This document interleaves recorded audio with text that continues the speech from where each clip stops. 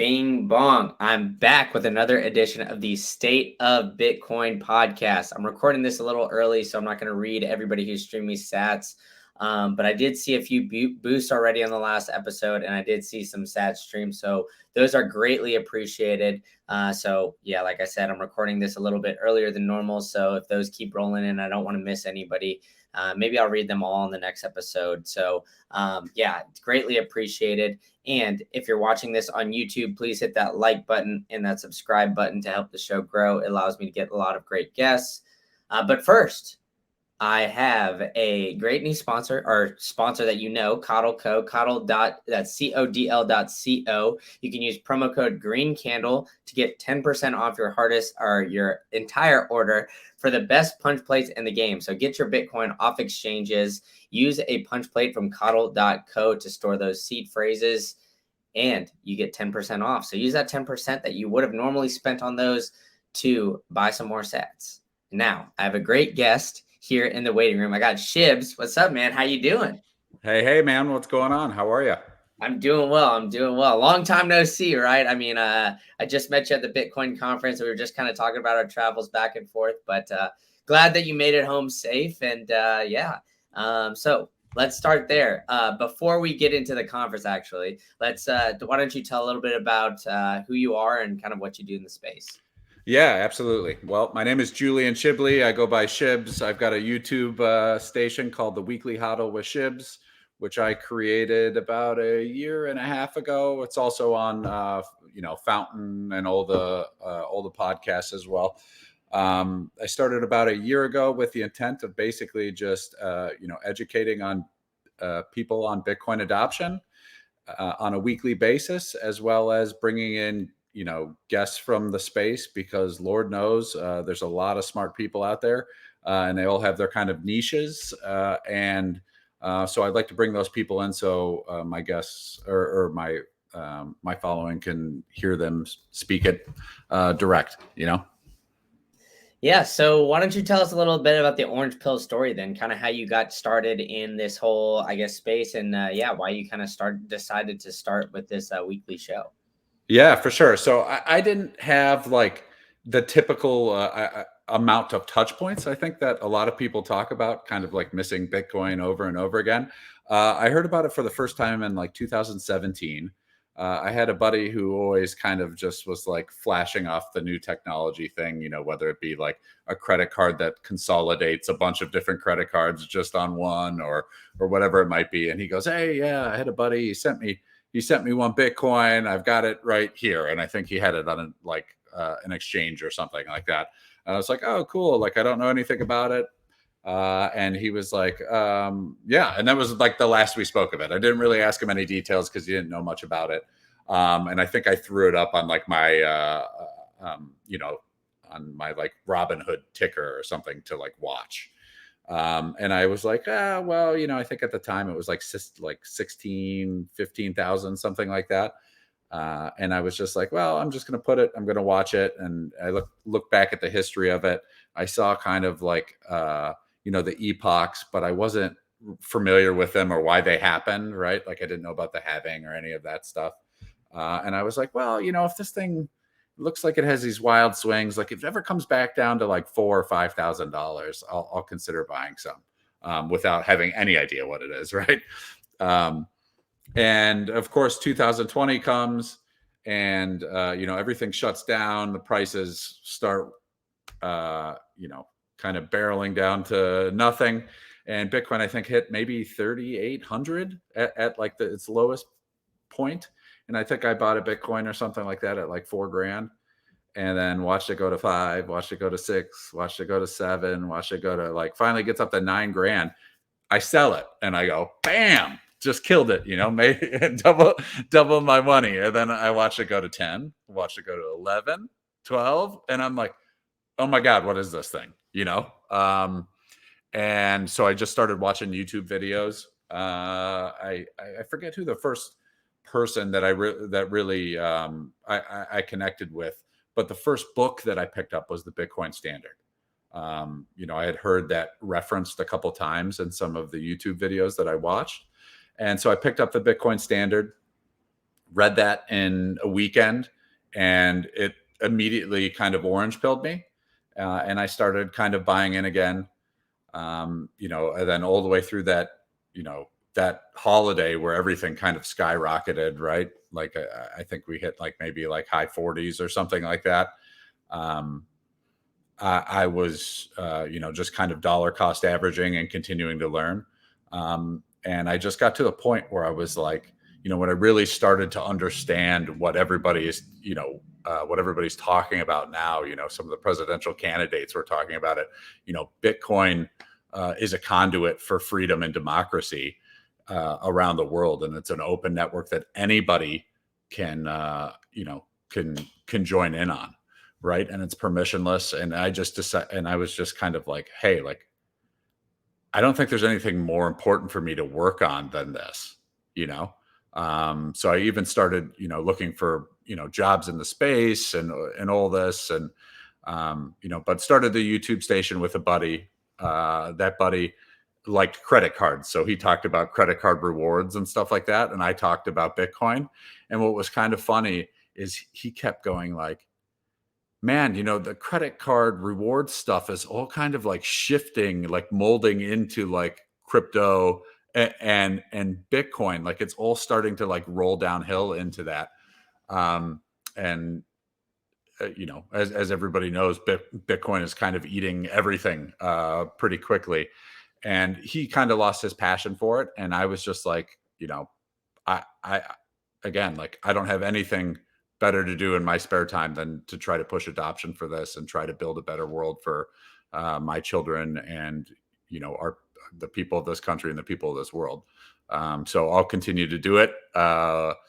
Whether or not people are listening, all it takes is the one or two comments that say, "Hey, thanks. This really helped me along in my journey," and it's been great. I've gotten to speak to so many people from Larry Lepard to Jeff Booth to Greg Foss, Natalie Brunell. I had BTC Sessions come on. I had Dee from Cold Kite come on and do a little bit of a tutorial of how to use a cold card. And this last Bitcoin meetup, or this last Bitcoin 2023 was so awesome, and I can't wait to have all of the guests on that I met there as well, because there's just so much learning for the world to be had, and it's a pleasure to be part of providing that content.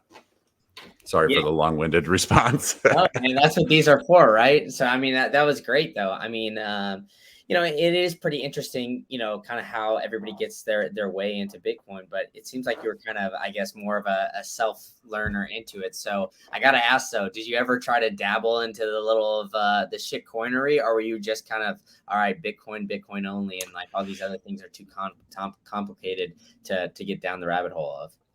Yeah, so I think when I first, when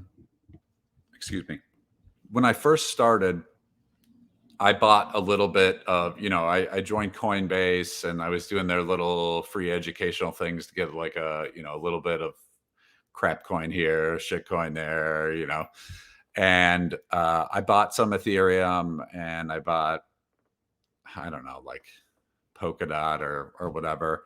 I never like felt the need to accumulate them. And I would say I quickly figured it out, like maybe 6 months into accumulating Bitcoin, that those programs were truly not decentralized, regardless of calling themselves DeFi and all this other stuff, right? They have central points of failure. There's no, they've quickly divested from doing like proof of work mining. And so I recently divested from all of it. But I was just kind of holding on to it because I was just considering it dead money. And now I'm just, I feel almost panicky. Like you could never have enough Bitcoin, right? With what's kind of going on in the macro economy. So I didn't spend much time in that. And I've never dabbled on it on my show, because from the start, I felt and understood the difference kind of between the gambling mentality and the like, hey, we need a better money that can't be stolen through inflation. Yeah, and that's great. I mean, yeah, I mean, it seems like everybody kind of gets like, I don't know, the temptation initially, but it seems like you kind of avoided that for the most part. I mean, maybe you dabbled in it here or there, but overall, it seems like, yeah, you kind of hit that orange pill and hit it hard, which is awesome to see. And then now you're spreading great content. But you brought up the Bitcoin conference and kind of meeting people and networking, and that's how we met, just kind of sitting down and eating food, I think, on one of the days too. So tell us a little bit about your experience in the Bitcoin conference, and yeah, what you were looking to get out of it, and did you get like exactly what you wanted out of it? Yeah. So the first thing that I noticed is that I missed a couple of the things. There's so much going on, right? And Bitcoiners, like they, depending on how technical some of these guys are, they text message on every freaking app possible. So you're getting messages on Telegram, you're getting messages on on Noster, you're getting messages on Twitter, you're getting messages via email, LinkedIn, and so I was like a little bit overwhelmed this year. It was my first year going with a media pass. I went last year, but I kind of just went undercover and just tried to kind of meet people on the fly. So I missed a couple of the speakers that I wanted to see, but was quickly able to kind of catch up on those over the last day and a half, just because Bitcoin Magazine does a great job of posting all of the individual, kind of events up on YouTube, so you can catch them all there if you missed things. But I went there mainly for the connections, and always, as much as you believe in this protocol and the fragile piece of it, it's good to have the reassurance that there are super sharp people that are continuously building on the network, and that it continues to grow. So it's always a good reminder that, like, hey, this thing ain't going away. Like, look at all these sharp people in this room. And maybe someday, maybe Bitcoin fails, right? It's not in my thesis. My thesis is until it breaks, which may be never. But if it does fail, that separating money from state, and the freedom to exchange and the freedom to converse and to communicate is something that is buried deep down in the hearts of these these millions of people that believe in this protocol. So that's not going to go away. So people will always fight for that, regardless whether or not it's Bitcoin or it's something else. So that's good to have. And then, of course, to shake all the hands of the people that came on the podcast last year. It was great to see them, and to shake some new hands and make some good connections moving forward. And then generally just to be around people that have a similar mentality to you. Everybody has their specialities, but generally speaking, everybody's there to make the world a better place, and that couldn't be any happier of like an occasion. Yeah, exactly. I mean, I think you nailed it on the head there, right? I mean, like everybody's kind of there for the same reason, kind of building along it. And I feel like I've been to a few other conferences or networking things, whether it's for fiat mining and all that other stuff. But it seems like when you go to a Bitcoin conference, people are, I guess, are more open to talk to you, because everybody kind of understands. They have maybe they have some disagreements here or there, but we're all there for, like you said, the same kind of thing. So, what were you kind of, I guess, most excited about to get there, and to get to Miami and kind of experience? And yeah, like you said, I mean, there was a lot going on. So, what was like the one favorite memory or whatnot that you had from the entire weekend? Yeah. So my favorite, obviously the networking is always the best part of it. I was looking forward to some big announcements. They kind of came in different forms this year. There wasn't any nation state adoption. I think the Philippines talked about wanting to work on it more or something like that. But nothing quite as groundbreaking. But one of the things that I thought was interesting from last year to this year, and certainly from years before, is that there were two presidential candidates, both Robert Kennedy Jr. And Vivek Ramaswamy, one being Democrat, one being Republican, who both stood up there and spoke about similar topics regarding Bitcoin being freedom.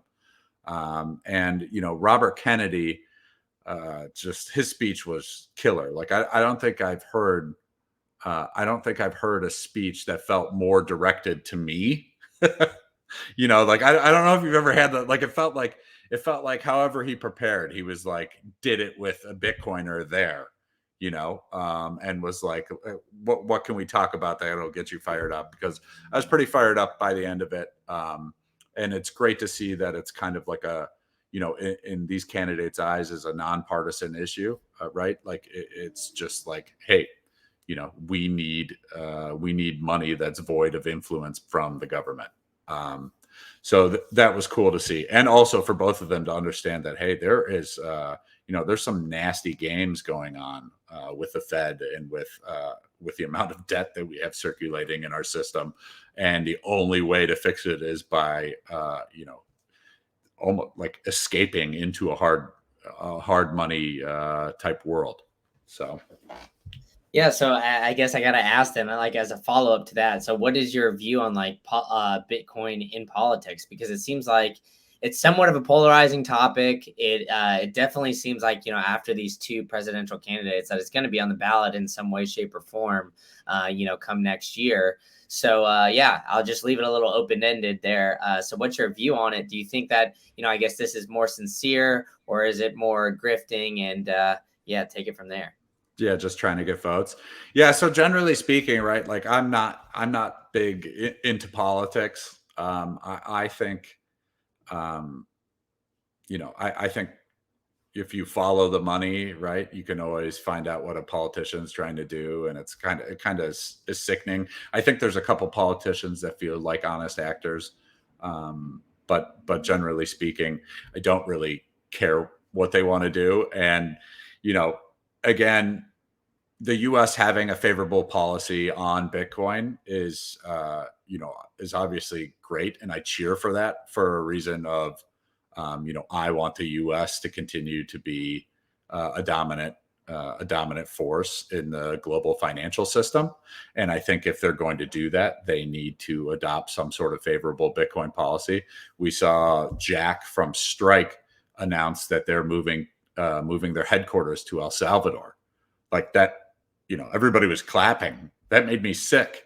I'm like, this is horrible, right? This is exactly what we don't need to happen as a country that's sitting on $32 trillion of debt, with the highest interest rates we've had in years, rolling over 30% of that debt in the next year, right? Like, we don't need less production. We need more production and more taxable production without increasing the percentage, just increasing the actual output, right? So, I mean, as far as politics go, I mean, I don't really think that it'll be something that's. I feel like the left is currently like doing what they can under the radar, and I can't imagine that it actually hits like the ballots in any way. I don't think it's there yet. I don't think that they necessarily feel it's there.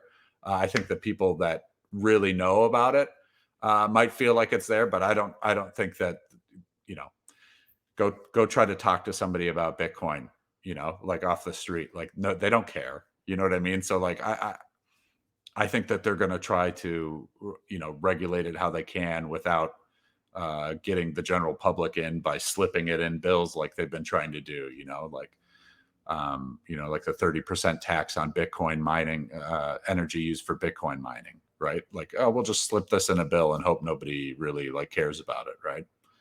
So that's kind of my feeling on that. Yeah, it's interesting you say that because, I don't know if you're on Twitter Spaces much like last year, but it seemed like every single week there was some politician that, was running in, one state, one district, whatever it was, and kind of using Bitcoin as the backbone of their, stance. And because they were using that, that would gain like a bunch of Twitter followers and all that kind of stuff. But, I kind of tend to agree with you there. It's like, all right, well, that's obviously fix the money, fix the world is a, common mantra in Bitcoin Twitter and the Bitcoin space. But at the end of the day, you gotta, kind of see their other issues, other things like that. Like if they're trying to turn this into like a single issue vote or something like that, I don't know if it's necessarily sincere. So I saw Robert Kennedy's speech. I missed Vivex, unfortunately, but and I haven't caught up on it just yet. But it seemed like Kennedy was pretty knowledgeable on the subject. So at the very least, it seems like politicians are getting a little bit more knowledgeable, or having to spend that time to kind of I guess understand the differences between Bitcoin and crypto. We've had obviously Senator Lummis, who's been pretty outspoken on the subject. So I'll see. I'll probably look to see like more politicians get onto it, but like you said, the thing that worries me the most is companies kind of moving away and moving their headquarters out of the United States. So obviously Strike is the one that made big headlines, but Coinbase, for whatever you want to say that about Coinbase, it seems like the regulations around crypto in the United States are kind of I guess hurting the companies that are trying to build on it. So in a sense, does that worry you more so about companies just getting up and leaving first, or I guess does the politician side of things, where they might just regulate too hard and make it very difficult to build a business, whether it's around Bitcoin or crypto to a lesser extent? Yeah. So, I mean, regarding like the Bitcoin network in general, I'm not necessarily worried about any of it, right? Like it's proven to be pretty anti-fragile, right? Like if, a country has banned it, you see like the amount of users uptick go like crazy, right? Like the US, I would suspect tries, I think Lynn Alden spoke about it, right? Like it's very typical for countries that begin to have high inflation try to trap the money inside of their own system and prevent on ramps and off ramps and things like that. So I wouldn't be surprised to see that keep happening. I mean, we have to fight, the good fight where we can. But you know, I just think it's a giant mistake, right? And we just need to keep beating the drum where we can. I mean, it was clear, like Robert Kennedy, like knew his stuff. I mean, he's an environmentalist, is what he's known for, and the fact that in a speech, he can address Bitcoin mining and the fact that its ability to stabilize grids while also bootstrapping green energy. And he can balance that with the fact that, hey, yes, it does use energy, right? Like it does, and for him not to damn it for the fact that it uses energy, just in my eyes means that he's kind of like an impartial actor, or he has an understanding, right? He doesn't have somebody paying him money to say, particular things about that topic. It just means that he's a smart individual who's done his work and is being candid about the stuff. And that's what it felt like his whole speech was like. So I'm hopeful there. But we had guys like Mayor Adams for New York who ran on talking about Bitcoins and and then came out straight with like a Bitcoin mining ban like as soon as he got in office. And you're just like, what a clown, right? So like the Bitcoin motto goes, don't trust, verify, right? Like at the end of the day, we get to vote, but we don't get to control. A lot of this stuff is by unelected officials and things that we can't control. So what we need to do as Bitcoiners and as people looking to continue to be or continue to push freedom is to just keep building the network, continue to operate in a peer-to-peer fashion when we can. Get your non-KYC sats off of BISC. Work for Bitcoin. Do what you can to get Bitcoin in different ways, and begin to kind of push the circular economy with it, and do spend and replace where you can. Yeah, that's my thoughts on it. Yeah, no, I agree with you there. Well, you brought up an interesting point at the end there about spending and replace, because it seems to be, I don't know, there's kind of like a hodl mentality when it comes to a lot of, I would say, Americans when it comes to Bitcoin. Maybe some others overseas, or some that have been just kind of in the space for quite a while are more into spending it. So I guess yeah, what's your kind of overall view on the spend and replace kind of stuff? And I guess that update, I mean, while you were in Miami, obviously all the vendors took Bitcoin at the Bitcoin conference. There was a few events at Taquiza's, which is a great taco place. You could spend Bitcoin. But obviously the options are somewhat limited at this point. So I guess what's your overall view on that kind of ecosystem, and as it grows here in the next coming years? Yeah, so the enterprise stage did some good stuff on like business and using Lightning for businesses, and I think that as people continue to keep building, the stuff just begins to become easier and easier to integrate, right? Like Jack Dorsey hasn't announced it yet, but like that Square is just a button press away from integrating Lightning payments to their terminals all over the world, right? So, like, they're probably, if I had to guess, they're dealing with some sort of regulation and trying to get some regulatory understanding of the best way that they can do that. But generally speaking, my policy is everywhere I go, I just ask if I can pay in Bitcoin, just for shits and gigs. And sometimes you get to have your conversation for the day about Bitcoin, so you don't got to bother your wife about it later. Get it out there. So, and then as far as like spending and replacing, I normally, like, I'll only do it like if I have a couple bucks here or there for things. Generally speaking, the accounting rules in the United States and the tax rules, right, are not super favorable.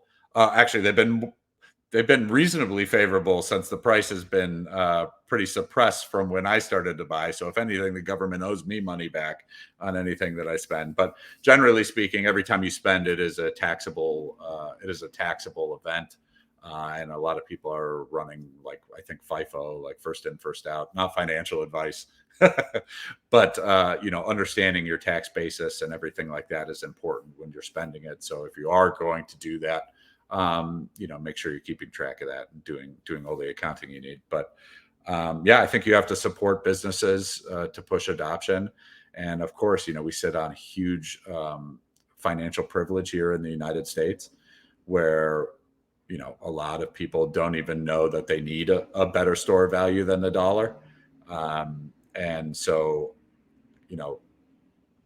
it's tough to push here the purpose of Bitcoin, but in some of these global South countries, right, like that might not have access to the U.S. dollar, that have a currency that's devaluing at 90% a year, like, it is something that's absolutely critical for them. Like, they need an outlet. They need a way to escape from the tyranny of overspending by the country, and or whatever financial jam their country's got them in. I mean, money is just an extension of your time, and it's criminal that these poor people are getting it stolen from them on a regular basis. 100%, yeah. And I mean, back to the spend and replace kind of method. I agree, and I think like more businesses are going to start to accept Bitcoin here or there as adoption kind of grows. Maybe the next bull run too. But I think that the problem is like, one, like the Lightning.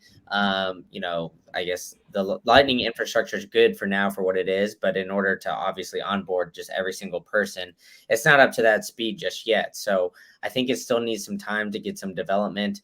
And, we need to, like, as much as I hate to say it, in order for businesses to accept, we do need a little bit more clarity on like the regulations, where the average business owner is not super intimidated about, getting taxed out the wazoo, like you said, when it comes to, buying and or buying either goods for their whatever they're offering, or just accepting it as payment, because I think that's kind of the biggest fear is that, hey, am I gonna get all this money or all this Bitcoin or whatever, and then get hit with a huge ass tax bill at the end of the year? Like, I'm not really, prepared for that. But in reality, I think like, a thing that a business owner really needs to take into account is that really like just 10% of their customers, maybe even less, would pay in Bitcoin, depending on where they're at. So, I always try to word it as like, where's the negative there, right? You get a little bit of publicity, you'll get some like, maybe we'll host a local meetup there, or do something like that. And people will eat there once a week, once a month, whatever, paying Bitcoin. But other than that, there's not going to be a huge amount of, people kind of going through and asking to pay in that and whatnot. So in your experience though, when you go up to these restaurants and you talk about like, hey, can I pay in Bitcoin, or, whatever maybe you're buying, what's I guess the overall general response? Do you get like oh, it's too volatile? Do you kind of have to explain the Lightning Network? Like what's kind of your approach when you're trying to onboard some of these businesses?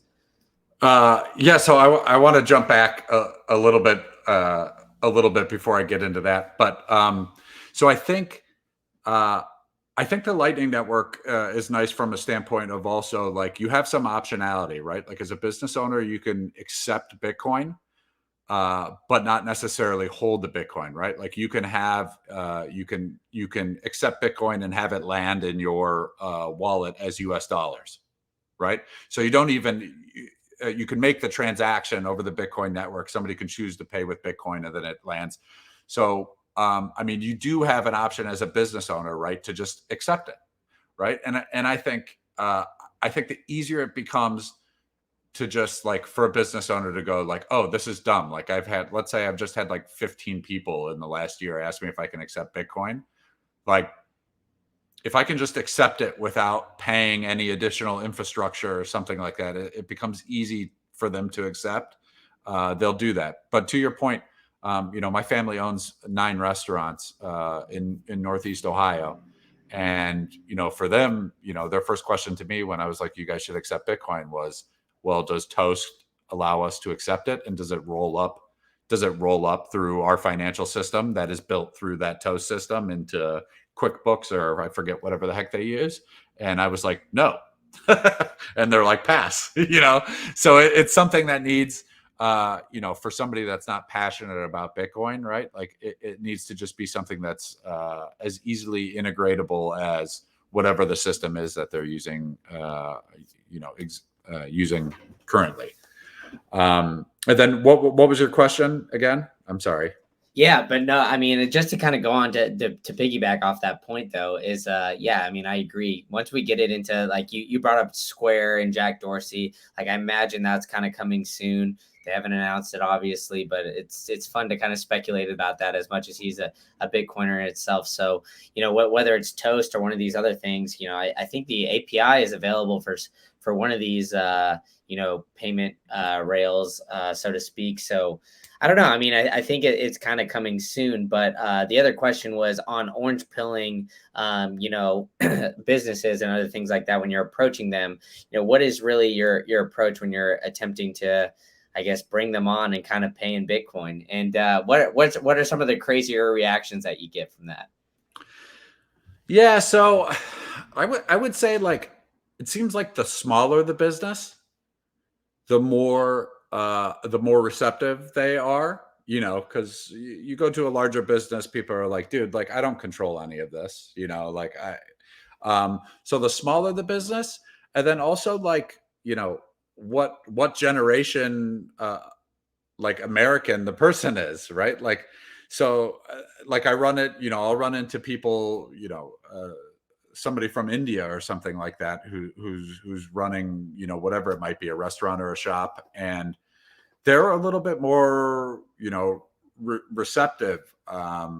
We've got like a couple of haircut places down the street, ran by a bunch of Mexican kids, and they, they're like, hell yeah, they're like, we send money back home all the time, we've heard that you can do that over Bitcoin. Like, why wouldn't we accept it, right? Like, the US dollar isn't our money anyways. Like, this isn't the money that I was born using.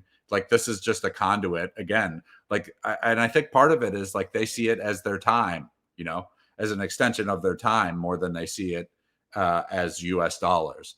So when they see it that way, they go like, why wouldn't I accept that? Why wouldn't I make it? And then, as far as the craziest stuff I've heard, it normally, like, I try not to push too hard. Again, a lot of times I'll be with my wife. So she's like, hey, easy, like, come on, like, you're going to get us kicked out of here or something. So the crazy responses are probably more from her than anybody. But I think, it's normally just like, I've got nothing to do with how we accept that. And, I'll be like, well, you should mention it to your boss, or sometimes I'll ask for a boss or something like that. But I normally don't push too hard. I like to just just continue to pepper it into people's ears, and they'll begin to absorb it over the years. And then when something easy does become available, right? Like when Toast does come, say, and have their announcement, and they say, hey, listen, we integrated with Strike or whatever, and we can now accept Bitcoin. They'll be the first ones to jump on it because they'll have had somebody to ask them. Yeah, for sure. And you'll give them that extra push that time, though, right? I mean, down the line, maybe you'll be like, all right, we can handle it now. But you mentioned something a little bit earlier about countries having their currencies kind of, I guess, debased, extremely devalued, or other things like that. I mean, I saw an article today. Argentina is raising interest rates to 97%, just because of how bad their inflation is for their currency. Obviously Jack Mallers, he was kind of walking on stage and named all these countries that Strike is now available in. He was wearing an Argentina hat. So maybe there's time to speculate as to whether or not Argentina is kind of one that grassroots movement starts there, as it seems like it's a country that severely needs something like Bitcoin, where obviously their fiat currency is extremely, extremely volatile. So I guess what's your viewpoint on like nation states adopting? Do you kind of I guess I'll put you on the spot here. Do you kind of like think that Bitcoin, in order to grow its validity, needs that? Or do you think, the grassroots movement and kind of like, I guess the pleb mindset of everything is kind of sufficient, at least for the time being? Yeah, I mean, I think all roads lead to Rome, right? Like all roads lead to Bitcoin. So I think it's a combination of everything really that's going to happen. I would imagine that we probably have another, South American country begin to adopt. I don't know if Argentina, were they the one who accepted the IMF deal?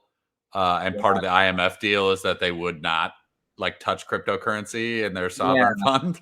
Yeah, they were, which is kind of interesting because, obviously what I just lined out, right? I mean, their interest rates are so, drastically high right now, 97%, right? I mean, in the US, we're complaining about weaponizing interest rates and, the 75 basis points hikes. But imagine like, all right, well, the next Fed meeting, they're doing a 10% interest rate hike, which seems like what's going on there. So it's interesting. I mean, maybe the IMF kind of backed them into a corner. Well, I mean, it seemingly seems that way, right? That they backed him into a corner and said like, hey, you need to do this in order for us to help you out.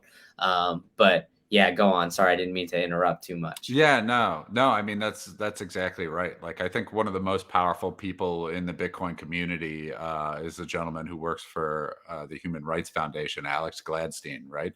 Like he does, he just came out with his recent book. I think that goes in depth about how the IMF and some of these, I don't even know what to call them, what they think their roles are in the world, right?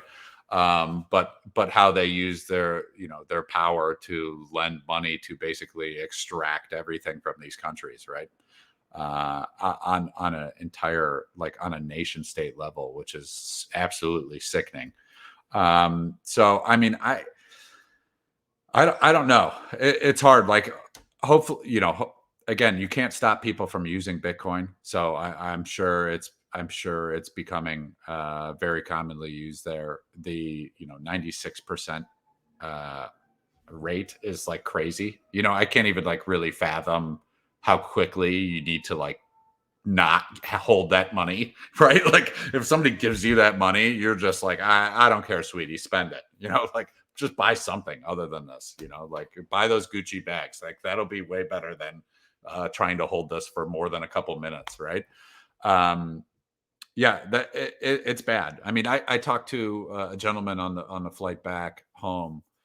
He was a Serbian gentleman, and he didn't really know too much about this stuff. And we kind of talked about, the amount of debt that the United States is in, and, the raising rates creates, the debt becoming more expensive, right, as it rolls over. And he was like, I moved from Serbia years ago, because we had tons of issues over there, and now I'm here, and it's really hard for me to hear this stuff. And he's just like, now when you phrase it like this, like he's like, we have to get out of the money.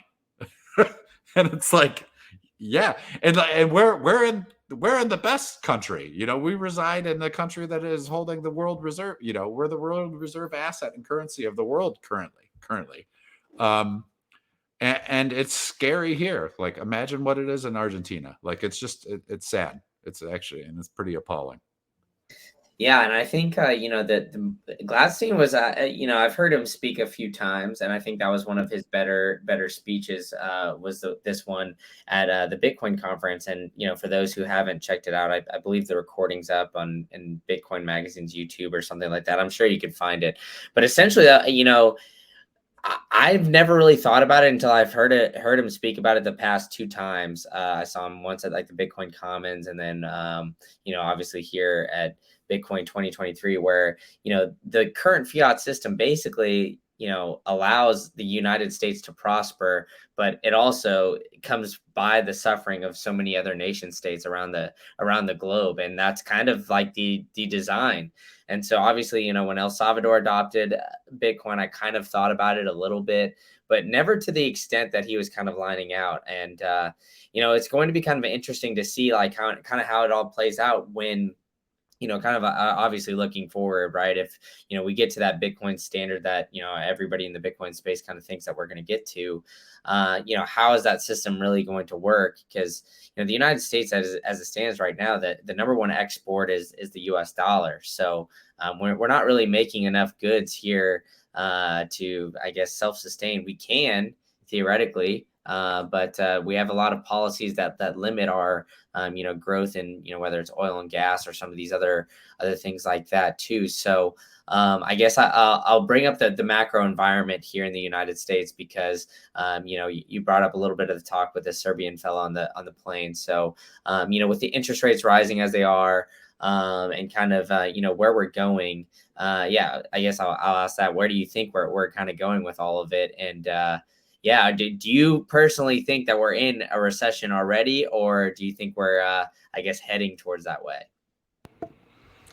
Man, I LARP as a macro economy guy, right? Like Bitcoin kind of brings you down that rabbit hole, so you learn as much as you can about it. For me, I mean, they're talking today about having to continue to raise rates, and we've already seen banks begin to fail, right? Like they're what they've been investing in is garbage, right? They're investing in bonds. It's like a giant Ponzi scheme, right? Like the Fed and the government needs to keep this cycle of these banks need to take in your deposits and invest your deposits in U.S. Treasuries and buy commercial real estate and or give out loans for commercial real estate and do this and do that. And all of these banks are underwater basically, right? If people go to ask for their money, they can't liquidate this stuff, and if they do, there's billions of dollars of losses on the books. And so now the Fed is they're already backstopping it, right? And so, I mean, listen, I think that they, maybe raise like one more time or something like that. And, we continue to see stuff break. And as far as like, are we in a recession? I mean, tons of people getting laid off. Like, I feel like that's got to be like underreported, right? Like, I mean, we're seeing just like every day there's a new company that's laying off thousands, 50,000 employees here. Like, it's not a great job market. And anybody who's got any type of exposure to variable interest rate on their debt is screwed, right? And a huge portion of that is people that own commercial real estate. And I sell elevators for a living, and I've already had two contracts, and I sell elevators in existing buildings. So we modernize, we call it modernization, where we take out all the old components, put in new. And I've been under contract and had two of those fallen through because buildings had to refinance, and they're just going like, listen, we're like only 50% occupied, and we're now having to roll over these loans, and it's going to cost us twice as much to service those loans on a monthly basis, and we don't have people in here. Like, what are we going to do? So some of the largest buildings in Chicago are looking for buyers. They're looking just to get out from under the debt. And of course, who holds if they default, right? Like, where does that risk fall on? And it falls on the banks. So like, I think there's some systematic risk that's kind of underlying all of this, all this all these rate increases. And I don't think that we've seen kind of the end of the pain.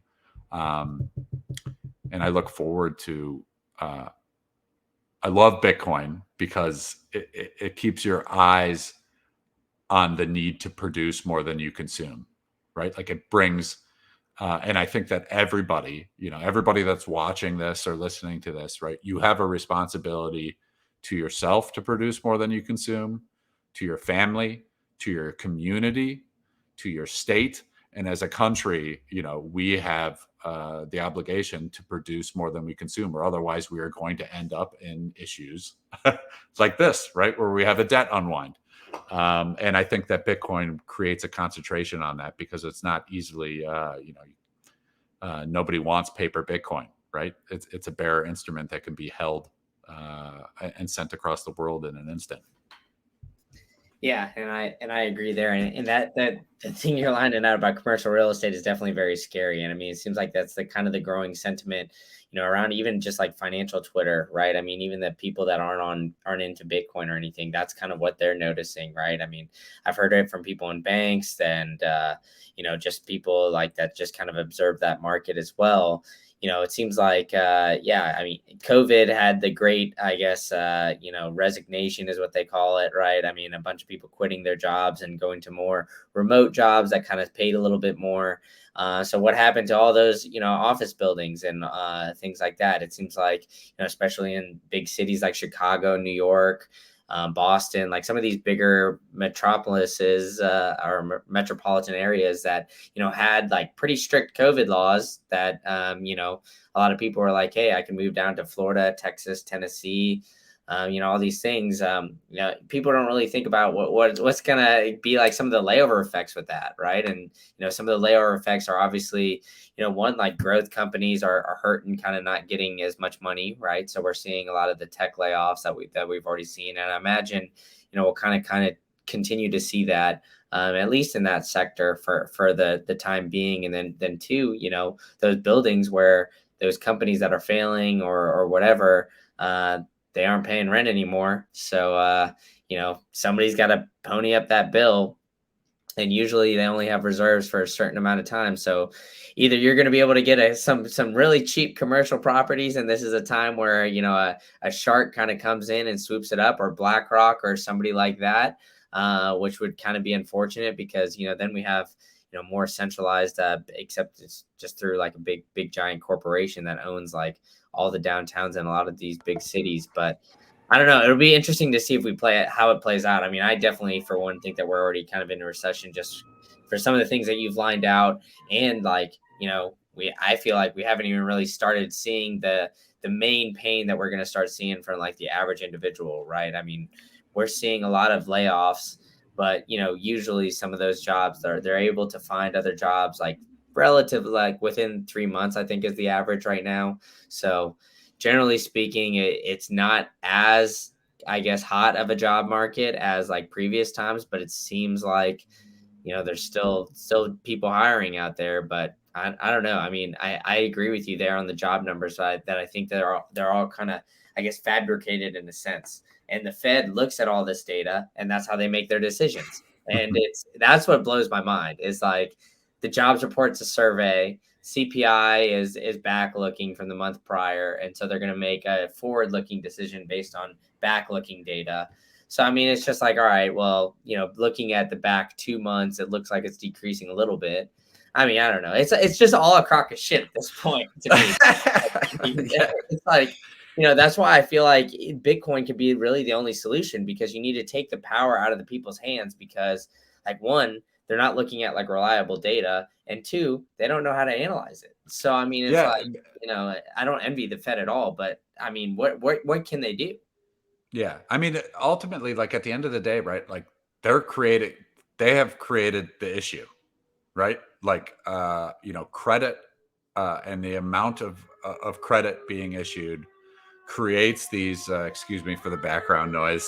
Speaking of metropolitan cities, um, and they created the issue, right? Like, so these giant swings and the consolidation that you talk about, right? Like, somebody who's sitting on cash, somebody who knew that this, was coming, as long as they, know what they're going to do with these buildings. Cause like I was thinking about it and it's like, wait, would I buy these buildings? And I'm kind of like, I don't know, because there's been, like you said, like people have been wanting to move out of these cities, right? Like we were the first places to have, these restrictions and lockups hit hard, and you know, uh, and liberties, certain liberties kind of taken away from us. So I think that there's probably going to be like a flock out of the cities, and a movement outside of it. So as far as what do you do with these buildings? I mean, I've seen some of the, in my industry, I'm seeing them, ask me if I can jump elevators up and do like rooftop type elevators because they want to add, turn half of the building into residential. But again, like you can't have all residential with no businesses. So like these places have to, again, like they have to concentrate on producing and bringing companies in through favorable, some sort of favorable regulation or whatever it might be, right? Like you want these companies, you can't have Strike is based here in Chicago, right? They're at 200 North LaSalle, downtown Chicago. And now they're going to be in El Salvador, right? Like that's just another place that's moving out, that's potentially moving out of the Chicago office here. So, yeah, I think we're, I think major cities are in for kind of a tough time. And I can't speak for like New York the same, but obviously like San Francisco's having a hell of a time, right? Like these huge swings and consolidations are, I mean, and this is history, right? Like this has happened all the time. That's why the division between the haves and the have-nots have gotten bigger. The polarization between left and right, it's it's a problem. It's a problem, and Bitcoin returns some sort of hard money standard returns some sort of balance to it. Yeah, for sure. And yeah, that was a great, I think, like last little segment there. So Shibs, I appreciate you coming on. And yeah, just right after the Bitcoin conference, while it's all fresh in the mind and everything like that. So you've already mentioned it a little bit before, but why don't you tell everybody what you got going on and where they can find you? Yeah, absolutely. Check out the YouTube station. It's the Weekly Hodl with Shibs. I do an episode. I try to release one every Saturday when I can. Again, I've got some great interviews coming up. I've got some great old interviews if you want to go watch. And I'm also on Twitter, Weekly Hodl on Twitter. So feel free to catch me there. And yeah, let me know if there's anybody you want me to have on. We're all out here hunting good guests. So Yeah, for sure. Hey, same here. Yeah, if anybody yeah. wants to send anybody my way, let me know. But yeah, Shibs, thanks so much, man. I will put all that in the show notes as well. So if you're looking for his YouTube channel or his Twitter, be sure to give him a follow and a subscription. So Shibs, thanks so much, man. Hey, it's a pleasure. Thanks for having me on. Of course. Cheers.